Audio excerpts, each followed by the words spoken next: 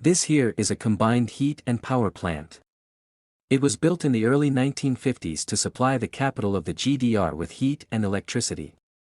Today, thousands of people flock to its doors every weekend to party all night long. Berghain is considered one of the most exclusive clubs in the world. Unfortunately, we aren't cool enough to get in. However, we can animate Berghain. What happens in these mysterious rooms? How did the operators manage to transform an old power plant into one of the most enigmatic clubs in the world? This video first appeared in German on our good friend's channel. We have translated it and added a few more details. This is Anna. She wants to get into Berghain. Anna is 23 and comes from near Stuttgart. Her father works at Daimler, and her mother is sad because Anna rarely calls anymore. A year ago, Anna moved to Berlin. She studies art and philosophy but with a teaching focus because she promised her father. In her backpack are several outfits. If the party is good, she will stay until Monday morning. She hopes the backpack will show the bouncers that she knows her way around. She shivers slightly in her black fishnet stockings. After the Second World War, Berlin was divided into East and West, not just politically but also in terms of urban planning. Large parts of Berlin lay in ruins and had to be rebuilt. The reconstruction became an architectural power struggle between the two political systems. In the West, Kurfürstendamm was turned into a modern showcase boulevard with cafes, restaurants, and department stores displaying the latest products in their windows. In the East, Alexanderplatz was the focal point. The elite planted their pompous boulevard, the Stalin Alley. The city's structure and architectural design expressed the political life and national consciousness of the people. The Stalin Alley was planned based on the Soviet model, monumental. Representative, expansive, with wide streets, many trees, restaurants, cinemas, cafes, and a subway. Bright and spacious apartments, heating, hot water, and even refrigerators, residential palaces for the proletariat. To supply the Stalin Alley with electricity, a power plant was needed nearby. In 1955, the heating power plant on Ruttersdorfer Strasse was completed. Half an hour later, Anna can see the door. To get in, she must maintain her image as an existentially inclined art student. Under no circumstances should anyone know that her father sends her €1,000 monthly. In front of her stands a group of English tourists. Good, Anna thinks, the English won't get in. After that, the doorman will be pleased to let in another black-clad art student. After the fall of the wall, the economy of the former GDR and East Berlin completely collapsed. West Berlin's economy was also underdeveloped after years of isolation. Even today, the reunified Berlin is still quite poor. Paris is the economic center of France, London of Great Britain, and Madrid of Spain. Berlin is different. There are no banking districts, no large car manufacturers, and hardly any industry. The city cannot economically compete with many other major German cities. Berlin has the second highest unemployment rate of all federal states. But Berlin is edgy. After the fall of the wall, there were suddenly numerous abandoned buildings in East Berlin that were occupied by young people. After punk, techno was considered the new music genre in the underground scene. Illegal techno parties were held all over Berlin. In 1998, the Ostgut opened in the warehouse of a former freight yard. It originated from this culture of total improvisation, the Berlin of the 90s, where empty spaces were taken, used, and then abandoned again, an ethos of squatters, and this applied to Ostgut as well, which was a factory hall in the middle of nowhere. The music at Ostgut was different, hard, dark techno. With its parties, it also provided a safe space for Berlin's gay scene. In 2003, the Ostgut had to close to make way for the multimillion-dollar O2 World Arena. The operators needed a new vacant building. Anna can see the bouncer. Only a group of drunk Englishmen stands between her and Berghain now.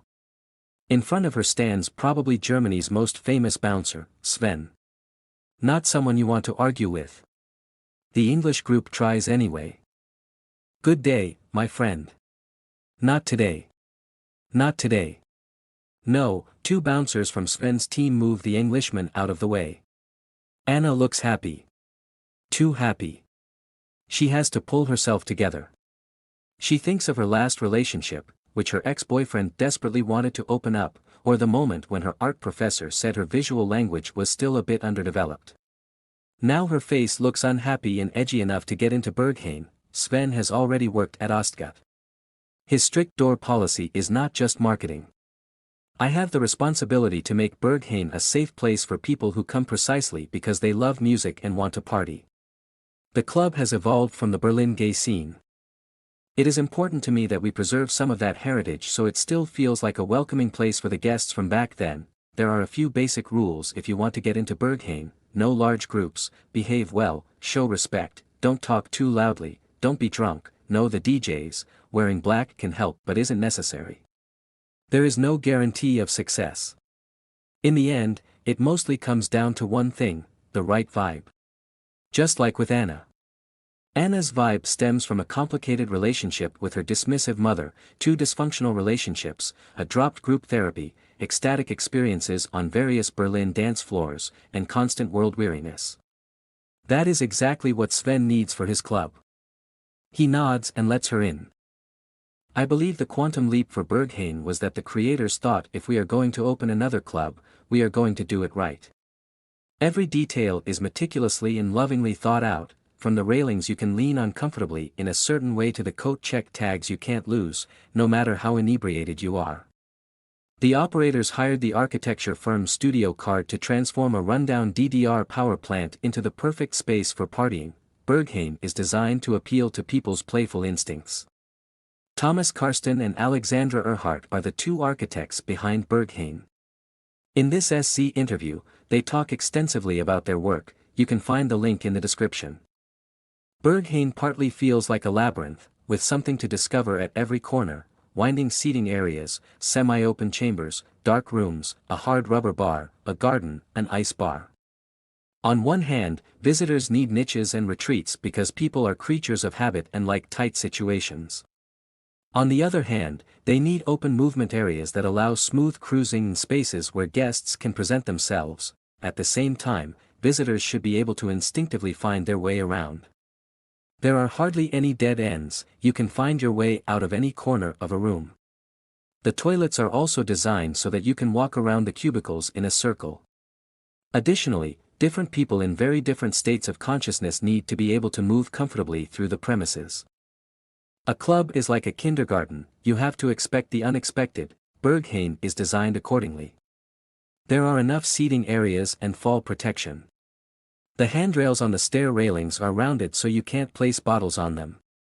The holes in the grates are either so small that you can't stick your finger in or so large that your finger can't get stuck. Most seat covers, especially those in the dark rooms, are made of artificial leather. This is not only cheap to replace but also easy to wipe down. The toilet doors are set high enough that you can look under them in case visitors, for example, should become unconscious. Some of the doors are filled with rubber because impatient toilet users sometimes hit them in the cabins themselves. There are neither cisterns nor other horizontal surfaces to restrict drug use. But Anna is not in Berghain because she finds the design of the toilet cabins interesting. There are other reasons that make the visit special. Photographing is prohibited in Berghain. There are no mirrors. Aggressive flirting is a no-no. The DJs do not stand on a pedestal but are at eye level with the visitors. There is hardly any guest list.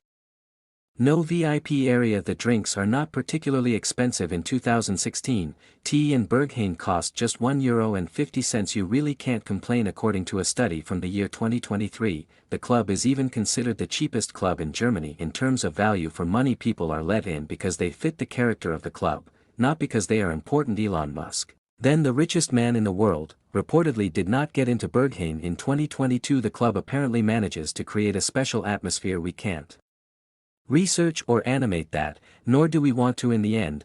Berghain is many things: a playground for adults, a techno cathedral, an internationally renowned music temple, a completely uninhibited safe space, a remnant of a repressive GDR regime, the concrete embodiment of Berlin's edginess, and of course, in the end, simply a pretty solid place to party. Cheers. Hey, would you like to see Berghain from the inside?